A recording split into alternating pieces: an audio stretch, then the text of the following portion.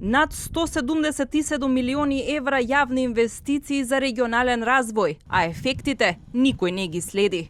Државната ревизија покажа нетранспарентна распределба на буџетски средства, заеми и грантови на општините, без јавен повик, со непостоечки систем за мерење на одржливост на проектите, а се финансирале и проекти кои воопшто не се реализирале.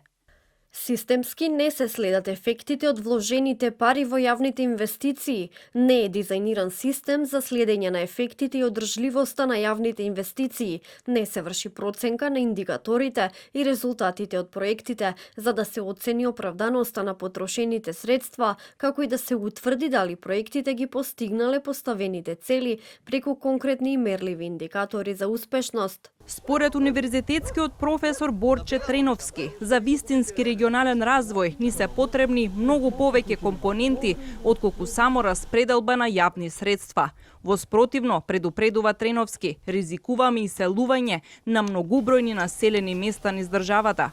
Не е само средствата кои се доделуваат за регионите за да имаме рамномерен регионален развој. Многу се важни и политиките, односно вие не можете само со јавен капитал да го развиете регион. Вие треба да привлечете и приватен капитал, и странски инвестиции, и демографски да го оживеете регионот, а тоа се прави со различни политики.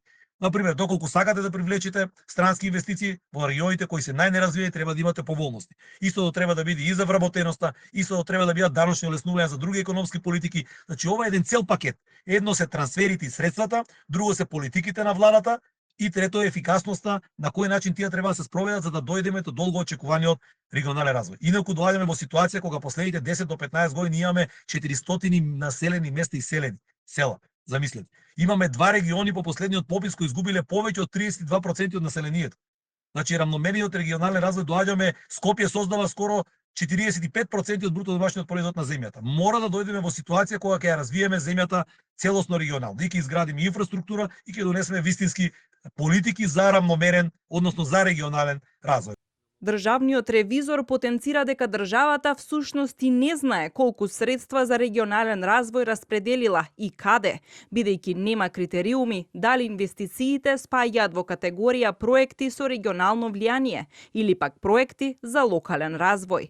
Исто така, системот за координација не е усогласен со трезорскиот, па така според Министерството за финансии, висината на распределените средства во периодот 2021-2023 година изнесува 2,91% од БДП-то, а системот за координација означува износ од 0,7% од БДП-то, што е помалку од потребните најмалку 1% од БДП-то од државниот буџет.